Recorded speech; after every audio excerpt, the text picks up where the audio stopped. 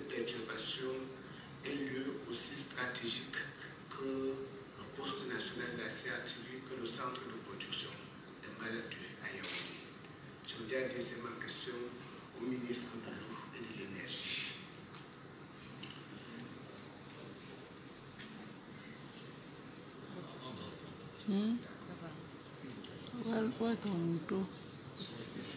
Merci beaucoup, monsieur le ministre de la Communication. Je vais commencer par faire très rapidement le point de la situation et redire effectivement que le 7 août, aux environs de 21 h, il y a eu un départ de feu dans la salle des commandes du poste source de Mélène. Et ce départ de feu a engendré un incendie qui a calciné, qui a consumé 19 cellules de la salle des contrôles. Ces cellules sont donc parties. Le poste est désormais hors service. Parce que c'est important de comprendre qu'un poste source comprend une salle de contrôle, une salle de commande et un transformateur. Les équipes de la Sonatrach se sont rendues le matin, le lendemain de l'incendie, et ont testé. Le résultat est que le transformateur a été protégé. Donc nous avons pu sauver le transformateur. C'est une bonne nouvelle. Mais il faut comprendre que le transformateur reçoit une énergie avec une haute tension, 90 000 volts, l'énergie qui vient des barrages de production. Et cette énergie est donc abaissée pour la ramener à 30 000 volts de tension. Et c'est cette énergie qui est donc distribuée à partir de la salle des commandes. La salle des commandes a donc perdu toutes ses cellules, toutes ses 19 cellules de moyenne tension. Elle ne peut donc plus être opérante. Cette salle, c'est pratiquement 15 départs qui constituent 28% des charges d'énergie de la ville de Yaoundé. Donc, à partir du poste BRGM de Mélène, on approvisionne 28% de la population. On a donc perdu cette salle de commande, même si le transformateur reste actif, on ne peut pas approvisionner ces 28% de la population. Mesure immédiate. On a demandé à INEO de procéder donc à la reprise de toutes ces charges, donc de tous ces départs, donc de tous ces ménages à partir des autres sources. Il y a des postes sources comme celui de Rousseau, celui de Colbison. On a demandé à INEO de reprendre ces ménages. Mais cela ne veut pas dire, que tous ces ménages auront de l'énergie 24 heures sur 24. Parce que c'est une surcharge qui est confiée à ces postes sources qui étaient déjà pratiquement saturés. En d'autres termes, si aujourd'hui on décidait, parce que ces ménages sont déjà connectés à d'autres postes sources, on décidait de leur apporter l'énergie 24 heures sur 24, ces transformateurs seront sollicités au moins à 130-140%. On serait donc en train de résoudre un problème, mais créer un autre qui est plus complexe. Nous avons donc décidé de procéder et de manière rotative au retrait des lignes. C'est ce qu'on appelle le délestage. On est obligé de couper certains ménages, mais cela de manière rotative pour qu'il y ait plus d'équité. Alors, si vous avez été coupé aujourd'hui, certainement c'est votre voisin qui sera coupé demain. Mais en même temps, nous avons privilégié les points les plus sensibles.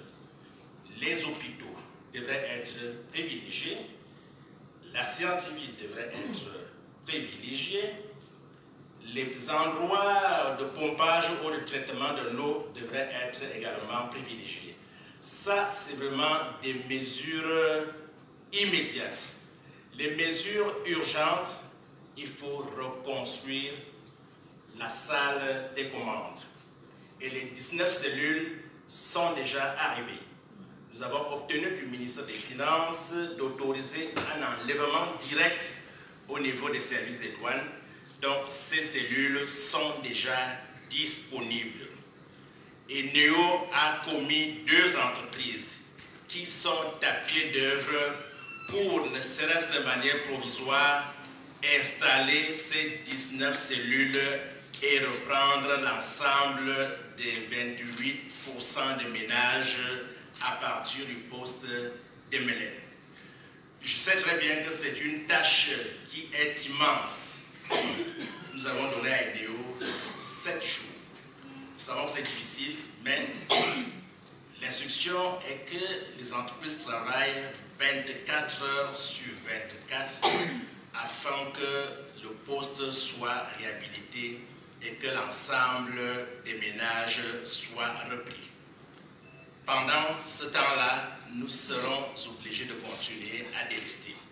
C'est l'occasion de demander aux populations de faire aussi beaucoup d'économies d'énergie.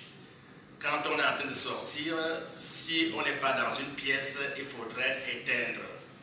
Parce que nous pensons qu'il faut éviter que l'incident d'ensemble pèse sur une seule partie de la ville. C'est des mesures urgentes, des mesures de moyen terme. Nous pensons qu'il faudrait construire des nouveaux postes à Yaoundé. Nous pensons qu'il faudrait avoir un niveau de sécurité N-1 à Yaoundé avec des lignes supplémentaires. Le gouvernement est en train de travailler dans ce sens-là. Donc nous voulons donc rassurer les populations en leur disant que dans les prochains jours, le poste source de Mélène sera réhabilité et que les choses vont revenir à la normale. Je vous remercie. I am Amabo Yulelia. I work with Cameroon Tribune. I have a question each for 3 members of the panel. I will start with the Minister of Water Resources and Energy.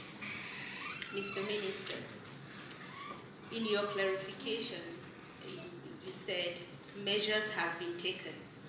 And in the edition of Cameroon Tribune of Tuesday, August 13, in your press release, you said measures have been taken for a steady return of power supply in the affected neighborhoods. Please, I would like to know at what level of implementation are we in these measures that have been taken? Your clarifications can give hope to the population. My second question goes to the General Manager of INEO. Mr. General Manager, at the moment, there is a calendar circulating on the internet about the rationing of electricity in the affected neighborhoods. This calendar has a time frame, it has times, but unfortunately, it does not have days. What should we expect? At what days will the blackout be? The calendar has just time in hours, it does not have dates. So what should I be expecting? Please clarify me on this. And finally, my last question goes to the Minister of Communication. Your Excellency, is there any compensation plan by the government to the affected persons? I ask because appliances have been destroyed or affected negatively by this unfortunate incident. Again, this incident happened just when salaries were paid and households were stocked with foodstuffs and other equipment. Mr. Minister, the loss is enough. Fish and other materials have decayed in cigarettes. Is there any compensation plan by the government? Thank you very much.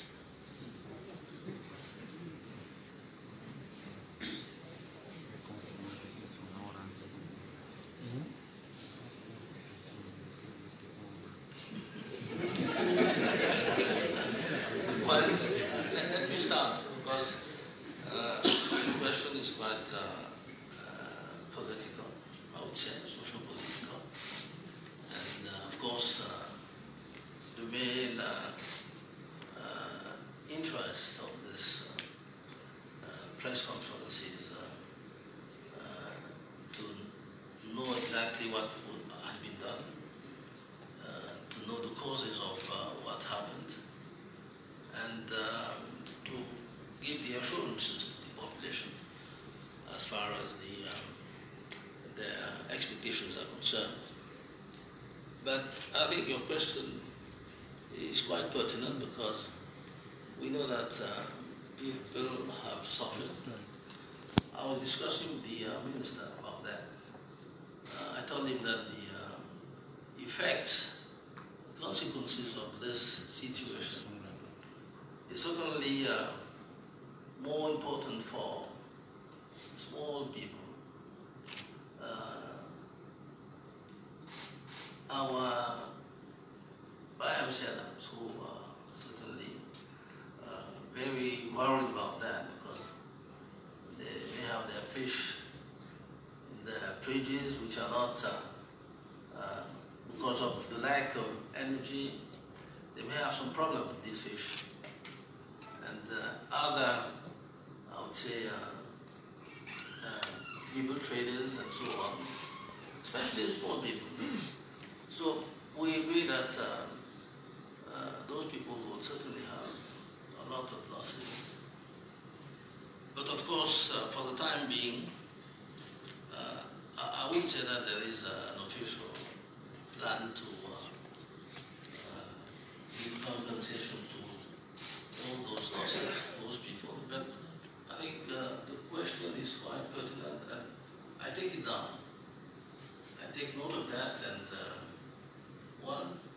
I'll certainly submit it so that we examine the possibility of doing something for those who might have had a lot of damage in their houses. So that's what I can answer to your question. Of course, I think the Minister of Territorial Administration, I will get the question to him because he's in charge of the catastrophes. And maybe at his own level we could find out some ways and means to address the concern that you have raised.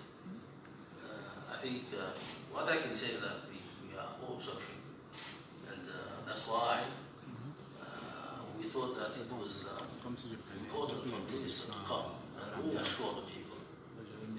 I think that the information that they are being given permit us to say that very soon this situation will be solved. Thank you. Merci, Monsieur le Ministre. Je voudrais être très précis. Comment la ville est approvisionnée? La ville est approvisionnée à partir des postes sources. Il y en a 3, 4 ou 5. Et Néo va certainement être beaucoup plus précis. Les postes sources, comme je l'ai dit, les postes sources sont composés des transformateurs. Les transformateurs qui reçoivent l'énergie qui vient de Memveleux, qui vient d'EDA, qui vient de Son Loulou. Donc l'énergie arrive avec une haute tension. C'est pour ça qu'on parle de la haute tension. L'énergie qui arrive, c'est généralement du 90 000 volts qui arrive. Et au niveau du poste source, le transformateur, il abaisse cette tension, qui la ramène à 30 000 volts. Et c'est là où les cellules prennent pour la dispatcher dans la ville. Les postes sources actuellement sont pratiquement saturés. Tous nos postes sources sont saturés actuellement. Donc elles sont dimensionnées pour répondre aux besoins du marché. Alors dès que nous perdons donc un poste source, et c'est le plus important parce que celui-là, il porte pratiquement 28% des charges de la ville de Yaoundé. En d'autres termes, 28% des ménages de Yaoundé sont alimentés à partir du poste source de Mélène. Dès que nous perdons ce poste source, nous perdons automatiquement l'alimentation de tous ces 28% des ménages, donc 28% de la population. Alors, ce que j'ai dit, les mesures urgentes, les mesures, je vais dire encore immédiates, étaient donc de reprendre, donc de reconnecter ces ménages dans les autres postes sources qui fonctionnent, celui de Koundangui, celui de Mousso, je n'en sais, il y a bien d'autres qui sont en état de fonctionnement.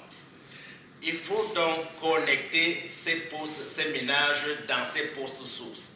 C'est ce qui est déjà fait. On a déjà repris au moins 90% de ces ménages. Donc ça, c'est une première mesure. Donc vous allez voir que certains ménages qui étaient connectés au niveau du poste source d'un SAM, de temps en temps reçoivent l'énergie parce qu'on les a branchés dans un autre poste source. Donc l'objectif, c'est brancher tous ces départs, tous ces ménages dans les postes sources qui sont fonctionnels. Mais, comme je l'ai dit, la capacité de transit de Yaoundé, elle est limite. Dès lors que nous perdons les 28%, comme je l'ai dit, on se retrouve dans une situation de gros déficit. Il faut pratiquement 40 MW de transit supplémentaires qu'on n'a pas. Donc aujourd'hui, nous avons des postes sources, mais qui ne permettent pas de répondre à toute la demande de la population. Parce que s'il y en avait 6, il y a un qui est parti. Donc les 5 qui restent ne peuvent pas supporter toute la charge, surtout en période de pointe. Donc à partir de 18h à 22h, où tout le monde sollicite l'énergie, ces postes-là ne peuvent pas supporter toute cette charge. C'est pour ça que bien que ces ménages-là soient aujourd'hui connectés, on ne peut pas se permettre de fournir l'énergie à tout le monde. C'est pour ça que j'ai dit, si on le fait, on sera en train de résoudre un problème, mais créer un autre beaucoup plus complexe.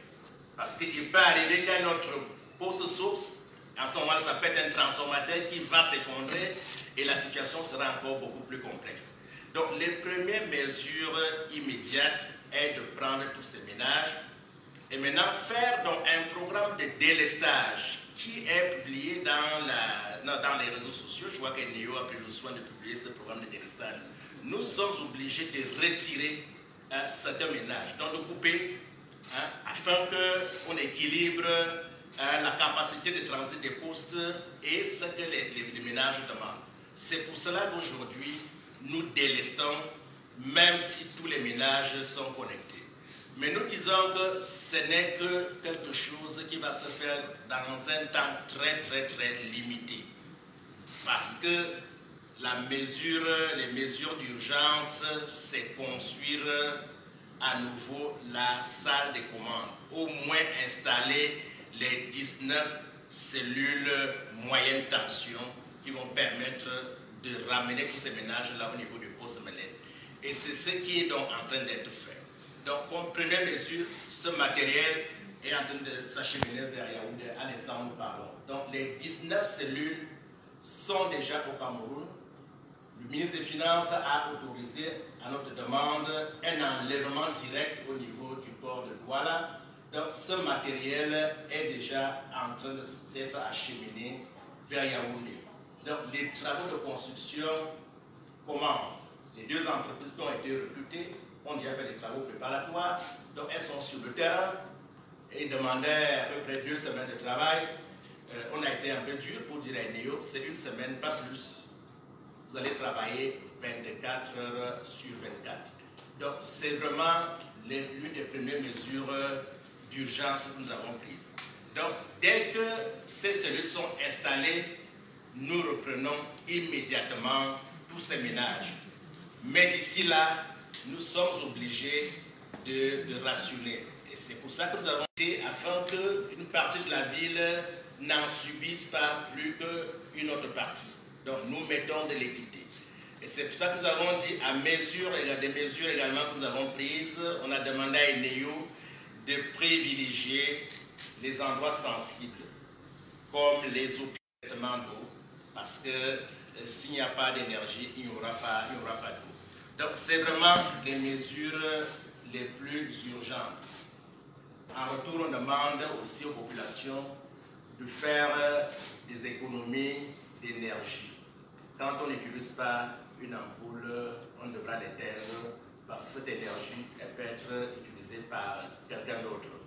Voilà les mesures en urgence que le gouvernement est en train de mettre en place et nous rassurons que le problème dans les prochains jours trouvera une solution puisque tout le matériel est là. Il suffit tout simplement qu'on se mette au travail. Merci. If I need to say something, I have to start by saying my heartfelt sympathy to the people of Yaoundé, because we know that the situation is difficult. And we also know that this incident is of a magnitude never seen before. It's not a small problem, it's actually a big problem. So just to be short and answer your question, is that the rationing that we have put is every day. Now we will work to make sure that during the daytime everybody has electricity. But unfortunately during the peak hours where the demand is high, that's where we have some problems supplying everybody, as the minister was saying. Now, we believe that we can reconnect everybody in 2 weeks. The government is pushing us to make sure that we can do it in 7 days. We will pick that challenge and we'll try to do everything possible to get the situation to normal in the short time possible. Thank you. Merci. Je suis Olivier Mbélé, je travaille pour le journal Le Courrier. La question s'adresse à M. le ministre de l'eau et de l'énergie et à M. le directeur général de l'ENEO. Monsieur le ministre de l'eau et de l'énergie, vous avez donné des clarifications il y a quelques instants, mais il demeure cependant que l'opinion publique reste sceptique sur les délais qui ont été donnés pour résoudre ce problème de perturbation de l'énergie électrique dans la ville de Yaoundé. Est-ce que vous pensez que le délai que vous avez imposé à ENEO, qui est de 7 jours, sera suffisant pour qu'avec ses partenaires, ils puissent remédier à ce problème du poste de délai? Maintenant, monsieur le directeur général d'ENEO, j'aimerais savoir si d'aventure sur le terrain, vos équipes rencontrent des difficultés à ne pas livrer les travaux sur les 1 semaine qui vous ont été prescrites par la tutelle du ministère de l'Énergie. Comment est-ce que vous comptez faire si d'aventure, en 1 semaine, vous ne parvenez pas à résoudre ce problème? Je vous remercie.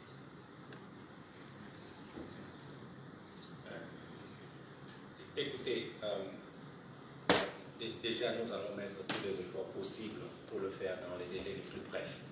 C'est des problèmes techniques, c'est des problèmes compliqués et nous devons nous assurer que la reconnexion se fait dans les délais brefs, mais en toute sécurité.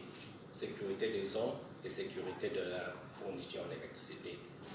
Pour nous, on pense qu'on peut aller vite, mais on peut créer d'autres problèmes. Donc nous allons nous assurer que tout le travail se fait en sécurité et s'il y a un glissement de date, nous prendrons bien le soin d'informer tout le monde. Excusez le terme. Si nous n'arrivons pas donc à délivrer dans les délais qui ont été prescrits, nous informerons le public à temps pour leur dire voilà ce qui se passe, voilà où on en est. On va maintenir une communication constante pour vous informer des progrès. Mais il y a des contraintes techniques qui pourraient peut-être s'imposer. Bien, le travail, la tâche, elle est complexe, hein. J'en suis conscient, mais nous sommes face à une situation de crise. Donc, il faudrait des mesures exceptionnelles. Nous avons demandé à ENEO, les entreprises sous-traitantes sont déjà sélectionnées. Mes équipes étaient sur le terrain ce matin. Ils ont constaté que ces entreprises ont déjà commencé et sont déjà implantées sur le site pour les premières tâches. Nous demandons dans le strict respect naturellement des procédures de travailler 24 heures sur 24, donc de multiplier les équipes compte tenu des désagréments et de la pénibilité qu'éprouvent les populations face à cette situation. Nous avons instruit que tout soit fait afin que ce délai soit respecté. Nous sommes tous sur le terrain, nous éveillons au grain, et s'il y a une contingence particulière, bon, on avisera. Mais nous faisons tout pour que ce travail soit fait dans les plus brefs délais.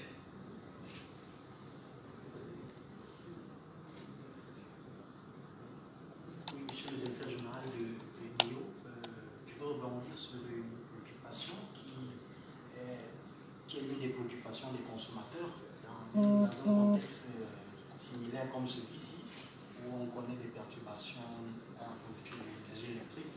Les consommateurs reçoivent des factures, pour le moins, pour ne pas dire exorbitantes, dans ce contexte-ci. Comment est-ce que vous pouvez expliquer cette situation qui devient quelque peu récurrente? Écoutez, je crois qu'aujourd'hui, notre énergie, toute notre énergie, tous nos efforts doivent être focalisés sur le rétablissement de l'électricité dans la ville de Yaoundé. On sait qu'il y a des problèmes de facturation, on va les étudier, on verra au cas par cas comment ça se passe. Je ne suis pas au courant d'une augmentation ou d'une récurrence de ces problèmes-là. Je sais que les réclamations sur les factures ont légèrement baissé au cours des années, mais nous sommes prêts à regarder le volet facturation. Mais permettez que nous mettions tous les efforts de cette société, de l'entreprise, au rétablissement, au retour à la normale avant de parler d'autres problèmes. Sinon, on sera un peu distrait.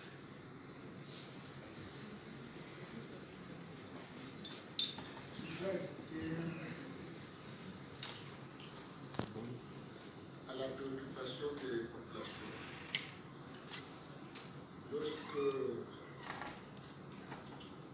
il m'a été demandé de venir ici, on m'a dit n'oubliez pas de poser la question que je viens formuler ici maintenant. Comment expliquer que dans une ville comme Yaoundé, le sein des institutions, il n'y ait pas un dispositif qui permet, en cas d'accident comme c'est le cas, il n'y ait pas un dispositif alternatif qui permette de continuer à fournir de l'énergie électrique aux populations sans qu'on ressente tout ce que l'on est en train de ressentir maintenant. Maintenant, je pose la question de journaliste sur la base des explications que j'ai écoutées autour de cette table. Est-ce qu'on peut espérer qu'après les travaux de réhabilitation du poste sous-source de Mélène, qu'on pourrait respirer un peu et connaître la fin du délestage, monsieur le ministre? Parce qu'avant l'incendie, il y avait le délestage. Maintenant, les travaux de réhabilitation sont engagés. Je crois que c'est à la mesure des attentes des populations de Yaoundé toujours en augmentation. Est-ce qu'on peut s'attendre à ce qu'on respire un tout petit peu, qu'il y ait un répit, qu'il n'y ait plus de délestage du tout à Yaoundé, particulièrement, monsieur le ministre? Bien, merci. Alors, en matière de sécurité, je voudrais préciser que les travaux sont aujourd'hui en cours pour sécuriser le réseau de transport de la ville de Yaoundé, tout comme celui de la ville de Douala. En même temps, votre préoccupation est légitime et pertinente dans la mesure où il nous faudrait avoir un poste de transformation mobile. Nous travaillons là-dessus. Parce que si on avait un poste de transformation mobile, donc un poste source mobile, on allait le déplacer ensemble et on allait connecter. Donc nous pensons qu'il est temps qu'on ait un poste de transformation mobile.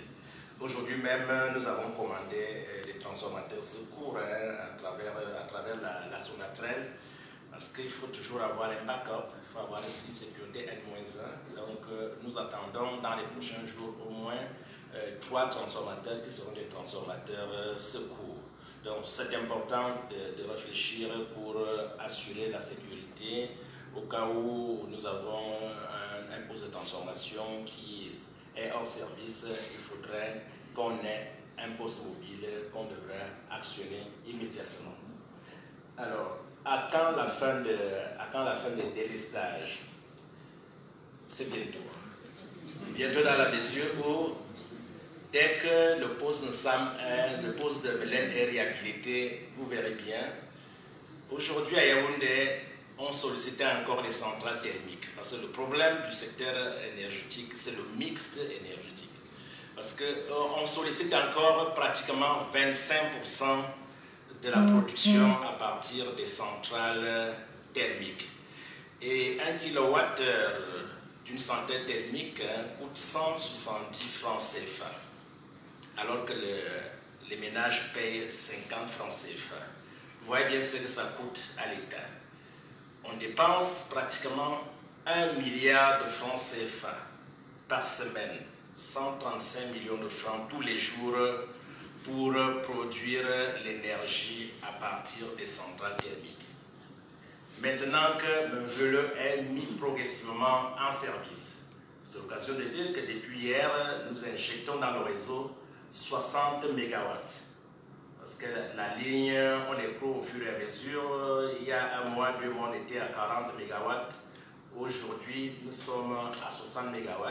Donc depuis hier, la centrale de Lumaban est arrêtée. Celle d'Ahala est arrêtée. Les centrales de Bolova sont arrêtées. La centrale de Mbalmayo est arrêtée. Ça donne donc une flexibilité au niveau de la ville de Yaoundé. Donc, dès que le poste de Mélène sera mis en service, Yaoundé va recevoir davantage d'énergie. On aura de moins en moins les délestages. Maintenant, il faudrait voir les délestages, ce qu'on appelle délestage, sous un autre angle. Parce que dès qu'il y a chute d'un support, dès qu'un poteau tombe, il y a coupure. Cette coupure ne veut pas forcément dire retrait de la ligne. Les habitants de cette localité auront l'impression qu'on a retiré la ligne, donc ils ont été délestés, alors qu'il s'agit d'un problème de transport, d'un problème purement technique. Parce que nous avons un gros souci au niveau des supports de transport, le bois. On n'en a pas assez, les champs ne sont pas accessibles ces jours-ci. Et une ville comme Yaoundé, nous avons 5000 poteaux.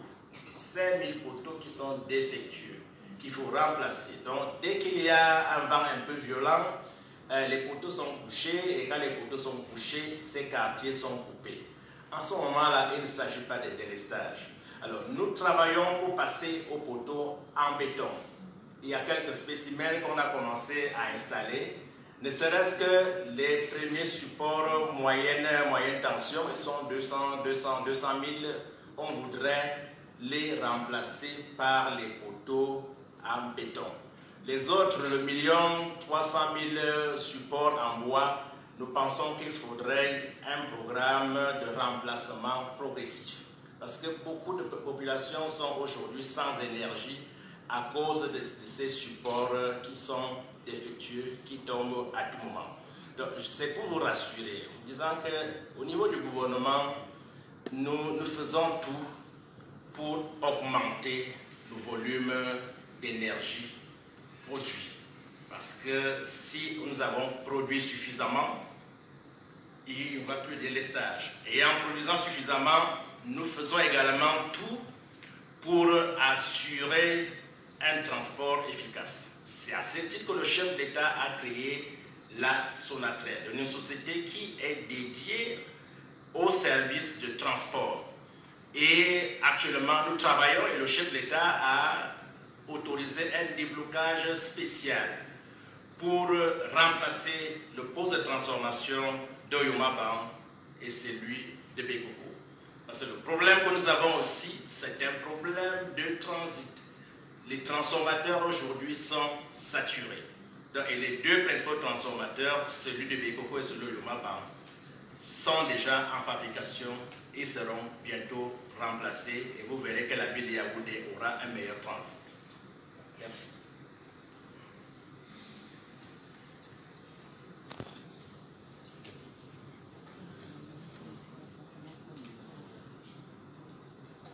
Bon, Monsieur le Ministre, je pense que nous n'avons plus d'autres questions, d'autres préoccupations. Alors je veux, avant que le modérateur ne clôture, n'est-ce pas, cette point de presse, remercier le ministre de l'Eau et de l'Énergie pour sa disponibilité.